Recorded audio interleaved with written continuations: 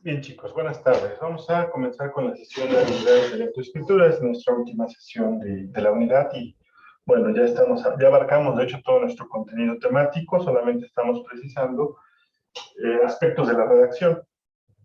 Y hoy vamos a ver algunas cuestiones prácticas, acorde a lo que vimos ayer y como a forma de seguimiento. Antes de iniciar, bueno, hoy es 30 de abril, hoy es Día del Niño. Está aquí un meme que me hizo reír hace un momento. Dice, es que entiende, estás muy grande para festejar el Día del Niño. Nunca es tarde para ser niños. Ben Furman dijo una vez, y lo hizo en un libro, o lo hizo más bien portada, o tema, perdón, título del libro, nunca es tarde para tener una infancia feliz. Y en palabras de Paulo Coelho, un niño puede enseñar a un adulto tres cosas. La primera es estar feliz sin ningún motivo. La segunda es estar siempre ocupado con algo. Y la tercera es pedir con todas sus fuerzas lo que deseas. Entonces, nunca es tarde para seguir siendo niños. Bien, chicos, solamente a forma de reflexión. Feliz Día del Niño. Y ahora sí vamos a comenzar. Bueno, en seguimiento a lo que estábamos viendo el día de ayer, ya vimos cuando hablamos sobre la acción del verbo, vimos voz pasiva y voz activa.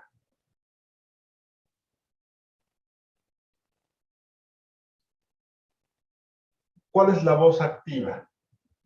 La voz activa es cuando la acción del verbo la realiza directamente el sujeto. Por aquí les puse la palabra acción y ahorita les voy a decir por qué. Bien, la voz activa entonces es cuando dice que es un tipo de voz gramatical por medio de la cual se conjuga el verbo de modo tal que el sujeto realice, ejecute o controle la acción del verbo. ¿Sale? Eso es la voz activa. Y son las oraciones normalmente más usadas. Los niños rompieron el vidrio. Alguien robó mi billetera. El profesor felicita al alumno. Juan escribió la mejor monografía. La computadora alteró los archivos. Creo que eso les pasa mucho a ustedes, ¿verdad? Cuando envían sus trabajos, la computadora de manera autónoma les altera los documentos y luego uno ya no los puede abrir. Bien. Característica de estas oraciones. Normalmente el sujeto siempre va al principio de la oración, toda vez que es quien va a ejecutar, controlar o realizar la acción del verbo. ¿Por qué acción es importante?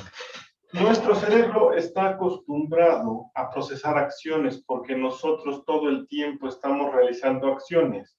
Me levanto, voy al baño, me lavo los dientes, voy a desayunar, voy a cambiarme. Todas esas son acciones. Nuestro cerebro siempre está ordenándole a nuestro cuerpo acción, acción, acción, acción, acción. Por lo tanto, es conveniente redactar en voz activa, toda vez que es más fácil que el cerebro procese oraciones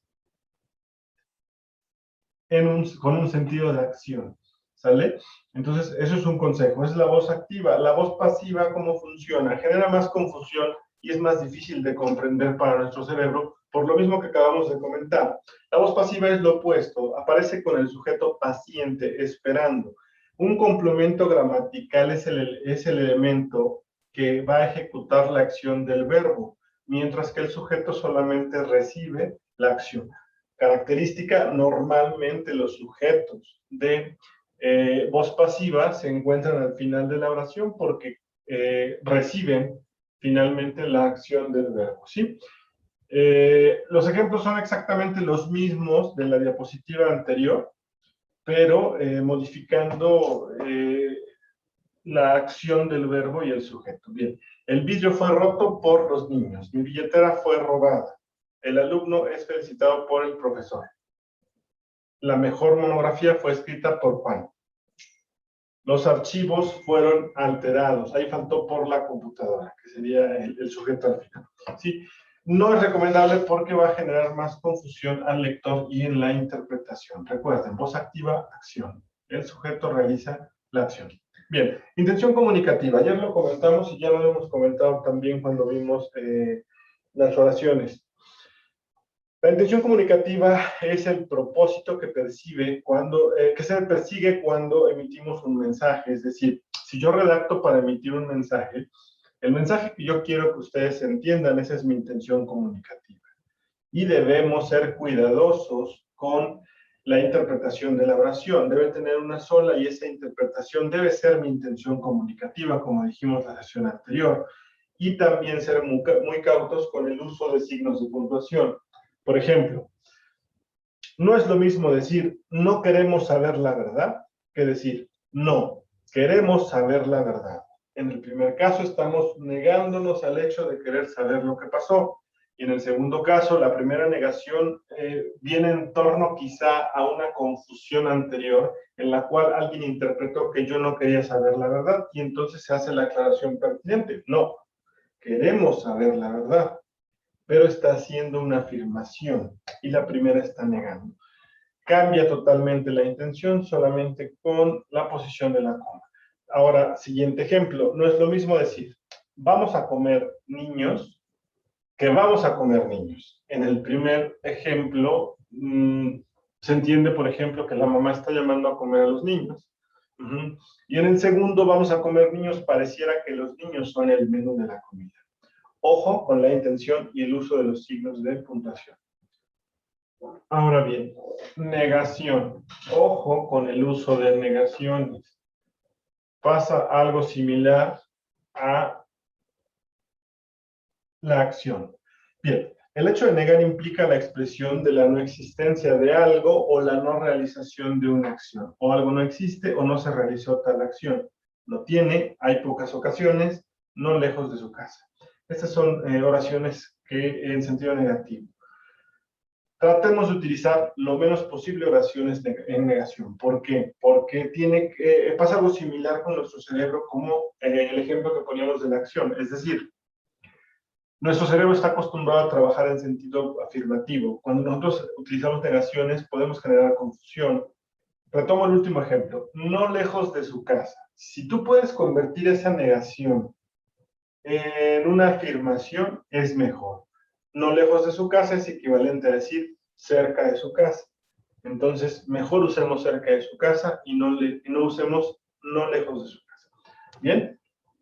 Preferentemente utilicemos afirmaciones o convertir esas negaciones en afirmaciones. Ahora bien, ¿qué es la perífrasis verbal? Y ojo aquí, estos son errores muy comunes. Por ejemplo, tiene que tener, que aunque no está del todo mal, no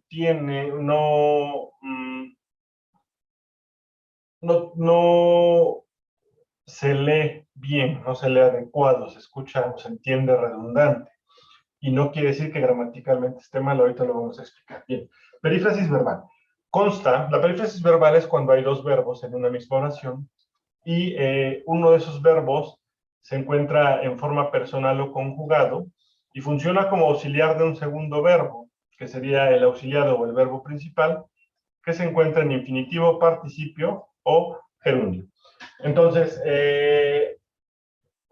aquí están los ejemplos. Vamos a comer temprano. ¿A quién vamos a comer temprano? Hay dos verbos. El verbo ir, conjugado, y el verbo comer. El verbo ir es el que se encuentra conjugado y se vuelve auxiliar del verbo principal, que es comer. ¿Por qué se vuelve auxiliar? El verbo que se vuelve auxiliar es porque está perdiendo el sentido de la acción. Es decir, vamos implica una acción de moverse o trasladarse de un lugar a otro. Eso es vamos. Pero aquí lo que están diciendo es vamos a comer temprano. Por lo tanto, vamos está conjugado pero auxiliando al verbo comer y la acción es comer. La acción principal de la oración es comer, por lo tanto, comer es el verbo principal y vamos solamente lo está auxiliando. Vamos a comer temprano.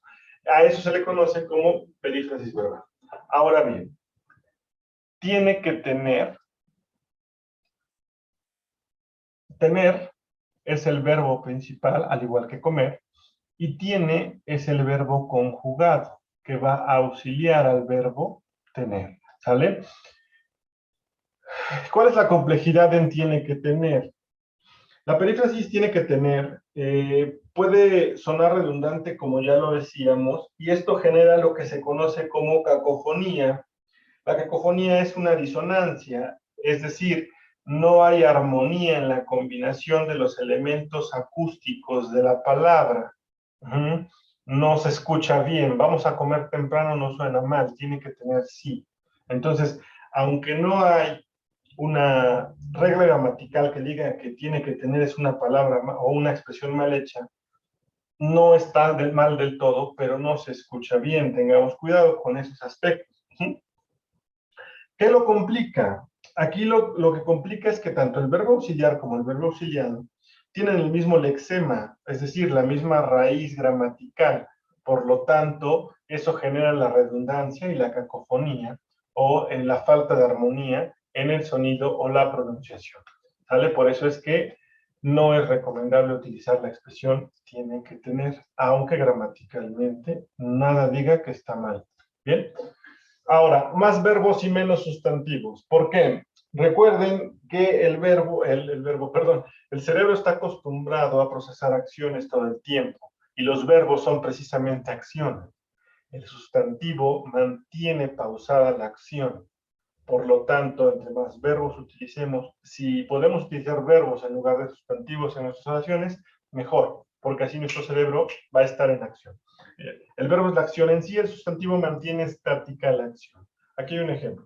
Nuestro país está pasando por un momento de cambio. Nuestro país está pasando por un momento sustantivo de cambio. Momento. Estamos haciendo una frase, para empezar, extensa de forma innecesaria. Es una frase débil. Nuestro país está pasando por un momento de cambio, que puede pasar desapercibida. En cambio, si yo realizo una redacción más breve, pero más concisa, y cambio la palabra, para la redundancia, cambio la palabra cambio por un verbo en acción, dice, nuestro país está cambiando. Entonces, es una frase más dinámica. Nuestro país está cambiando. Estamos utilizando verbos en lugar de sustantivos. ¿Sale, chicos? Bien, siguiente. Ahora sí, vamos a la cuestión práctica y rápidamente, espero no quitarles más de unos 6 minutos. Claridad y precisión. Ya lo hablamos, aquí hay un ejemplo. Dice, la incertidumbre política podría provocar que los inversionistas que señala la prensa mexicana, poseen un imperio empresarial ubicado en Estados Unidos, España y Francia, no quieran arriesgarse. Es lo que hablábamos de los incisos. Yo estoy poniendo un inciso bastante amplio que me da otra idea, me da la idea de lo que dice la prensa mexicana respecto a los inversionistas en torno a su imperio empresarial. Entonces, esta idea que está como aislada entre los paréntesis, que se llaman incisos, este inciso dentro de la oración es innecesario porque si yo digo la incertidumbre política podría provocar que los inversionistas no quieran arriesgarse, se cumple con la intención comunicativa, pero habría una carencia de contexto porque falta la parte que expresó la prensa mexicana. Sin embargo, yo no digo que se suprima por completo el inciso, pero se debe plantear de otra forma. Utilicen, chicos, para meter dos ideas principales en un texto, en un párrafo, utilicen punto y seguido. ¿Sale? ¿Cómo quedaría entonces? Si yo hago, en lugar de una oración con un inciso tan enorme y con dos ideas principales, realizo mejor dos oraciones. ¿Sale? La prensa mexicana señala que los inversionistas poseen un imperio empresarial ubicado en Estados Unidos, España y Francia. Punto y seguido. Ahí separo la idea. Y necesito un conector. Sin embargo, la incertidumbre política podría provocar que no quieran arriesgarse. ¿Sale? Es el mismo párrafo, el mismo texto, solo el conector, sin embargo, expresado de una forma más clara y ordenada. Hay claridad y precisión. Cumplo con la intención comunicativa y recibo ambas ideas, solamente hay que ordenarlas de manera adecuada. Bien, siguiente ejemplo. Los accidentes de tránsito en los que no se producen víctimas con heridas de gravedad son considerados como leves. Por tanto, no representan una prioridad por más que quisiéramos lograr una reducción de estos. En esto, y ese es el otro ejemplo que poníamos, hablábamos del uso excesivo de oraciones subordinadas. Fíjense, Aquí hay, de hecho, 4 oraciones subordinadas, pero son consideradas como leves, no es algo que le haga tanto ruido a la redacción, es decir, no genera tanta imprecisión como las otras 3 o confusión en la interpretación del texto. Bien, dice los accidentes de tránsito, y esa es mi primera oración. De ahí tengo la primera oración subordinada, en los que no se producen víctimas con heridas de gravedad. Es subordinada porque depende de los accidentes de tránsito para tener sentido.